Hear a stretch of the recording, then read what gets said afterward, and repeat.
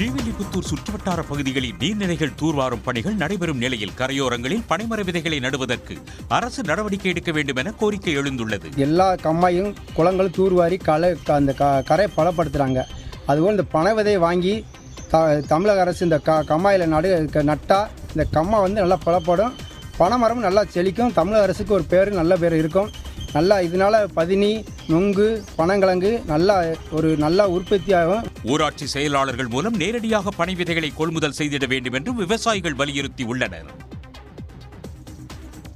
கொடைக்கானலில் வனப்பகுதிக்குள் கொட்டிச் சென்ற குப்பை கழிவுகளை 3 நாட்களுக்குள் அகற்றவில்லை என்றால் கைது நடவடிக்கை எடுக்கப்படும் என்று நகராட்சி பணியாளர்களை மாவட்ட வன அலுவலர் யோகேஷ்குமார் மீனா எச்சரித்துள்ளார். இன்ஜினியர், இன்னையில இருந்து 3 நாள்ல நீங்க இதை கிளியர் பண்ணலன்னா அப்புறம் தான் ரிமாண்ட் பண்ணிடுறேன். இப்போ பாருங்க, 21 ஃபோட்டோ எப்படி இருந்துச்சு, 26 ஃபோட்டோ எப்படி இருந்துச்சு பாருங்க. இது சேட்டலைட் ஃபோட்டோ. நகராட்சிக்குட்பட்ட பகுதிகளில் சேகரிக்கப்படும் குப்பை கழிவுகள் பிரகாசபுரத்தில் உள்ள கிடங்கில் சேர்ப்பது வழக்கம். கடந்த சில நாட்களாக வனப்பகுதியில் குப்பை கழிவுகளை கொட்டி வந்ததால் மாவட்ட வன அலுவலர் நேரில் ஆய்வு செய்து அதனை அகற்றுவதற்கு உத்தரவிட்டார். கிருஷ்ணகிரி மாவட்டம் ஓசூரில் அறிவுசார் வழித்தட திட்டத்திற்கு நிலம் கையகப்படுத்த விவசாயிகள் கடும் எதிர்ப்பு தெரிவித்துள்ளனர். ஓசூரில் அறிவுசார் வழித்தடம் அமைக்கப்படும் என கடந்த ஆண்டு அறிவிக்கப்பட்டது. அது தொடர்பான வரைபடம், நிலம் மற்றும் சர்வே எண் உள்ளிட்ட விவரங்கள் அண்மையில் வாட்ஸ்அப்பில் வெளியாகியது. இந்த நிலையில் மாரச்சந்திரம் என்னுமிடத்தில் 10க்கும் மேற்பட்ட கிராம விவசாயிகள் நடத்திய ஆலோசனைக் கூட்டத்தில் எந்த சூழ்நிலையிலும் விவசாய நிலங்களை அரசு கையகப்படுத்த அனுமதிக்க கூடாது என்று முடிவு செய்யப்பட்டது. ஃபேமிலியோட வெளியில போடும், ஊரை காலி பண்ண வேண்டிய ஒரு சுச்சுவேஷன் இருக்குது. தயவுசெய்து இந்த ப்ராஜெக்ட் எங்களுக்கு வேண்டான்ட்டு நாங்கள் கவர்மெண்ட்டுக்கு இது மெமரண்டம் கொடுக்கறதுக்கு ரெடியாக இருக்கிறோம். செங்கல்பட்டு மாவட்டம் திருக்கழுங்குன்றம் பகுதிகளில் செயின் பறிப்பில் ஈடுபட்டு வந்த கொள்ளையனை போலீசார் கைது செய்தனர். 2 மாதங்களுக்கு முன்பு முள்ளிக்குளத்தூரில் ஆசிரியை, கல்லூரி உதவி பேராசிரியை மற்றும் நத்தம் கரியச்சேரி பகுதியில் வசிக்கும் காவலரின் மனைவி உள்ளிட்ட பலரிடம் பைக்கில் சென்று ஒருவர் செயின் பறிப்பில் ஈடுபட்டு வந்தார். இவரை பிடிக்க தனிப்படை அமைக்கப்பட்ட நிலையில் ஊத்துக்காடு பகுதியில் உள்ள வீட்டில் பதுங்கியிருந்த வினோத்குமார் என்பவரை போலீசார் கைது செய்தனர். இவர் மீது பல்வேறு வழக்குகள் இருப்பதை உறுதி செய்த போலீசார் வினோத்திடமிருந்து 4 சவரன் தங்க நகைகளை பறிமுதல் செய்தனர். ராமநாதபுரம் மாவட்டம் ஆற்றங்கரை கடற்கரை பகுதியில் அனுமதியின்றி மீன்பிடித்த திருப்பாலைக்குடி மீனவர்களின் 11 மீன்பிடி படகின் இன்ஜின்களை மீன்வளத்துறை அதிகாரிகள் பறிமுதல் செய்தனர். திருப்பாலைக்குடியைச் சேர்ந்த 15க்கும் மேற்பட்ட மீனவர்கள் ஃபைபர் படகுகள் மூலம் ஆற்றங்கரை கடற்கரையில் மீன்பிடித்துக் கொண்டிருந்தனர்.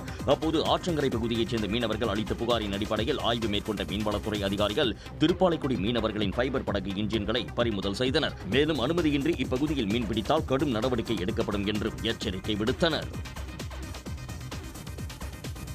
அவிநாசி அருகே சாலையின் நடுவே சரக்கு வாகனம் ஒன்றுக்கு விழுந்ததால் போக்குவரத்து பாதிக்கப்பட்டது. கோவையிலிருந்து திருப்பூர் செட்டிப்பாளையம் பகுதியில் உள்ள தனியார் பின்னலாடை நிறுவனத்திற்கு நூல் பண்டல்களை ஏற்றிக்கொண்டு சென்ற வேன் திருமுருகன் பூண்டி அருகே சென்றபோது பின்பக்க டயர் திடீரென வெடித்தது.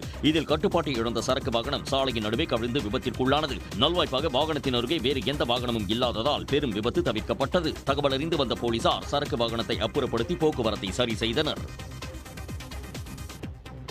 திருப்பூர் மாவட்டம் தாராபுரம் அருகே சட்டவிரோதமாக இயங்கி வந்த 4 கரித்தொட்டி ஆலைகளை மாவட்ட நிர்வாகம் இடித்தது. தாசர்பட்டி பகுதியில் தேங்காய் தொட்டிகளை எரித்து கரியாக்கும் ஆலையால் சுற்றுச்சூழல் பாதிப்பதாக எழுந்த புகாரின் அடிப்படையில் மாவட்ட நிர்வாகம் ஆய்வு மேற்கொண்டது. இதில் 4 கரித்தொட்டி ஆலைகள் மாசு கட்டுப்பாட்டு வாரியத்தின் அனுமதியின்றி இயங்குவதை அதிகாரிகள் கண்டறிந்தனர். இந்நிலையில் ஆலைகளை மூடுவதற்கு உட்கோட்ட நடுவர் உத்தரவிட்டும் ஆலைகள் தொடர்ந்து இயங்கி வந்த நிலையில் மாவட்ட நிர்வாகத்தினர் நேற்று கரித்தொட்டி ஆலைகளை இடித்து நடவடிக்கை எடுத்தனர்.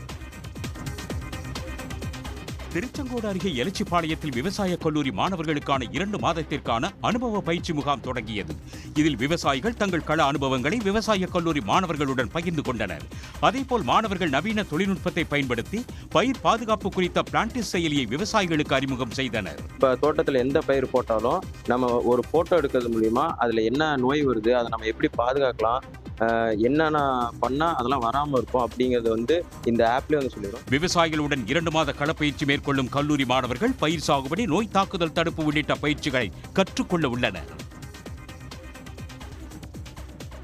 ஜனவரி 30ஆம் தேதி ராமேஸ்வரத்தில் நடைபெறும் சோமநாத ஜோதிடர் லிங்கமகா ருத்ர பூஜையில் 50,000 பேர் பங்கேற்க உள்ளதாக ஜோதிடர் ஷெல்வி கே தாமோதர் தெரிவித்துள்ளார்.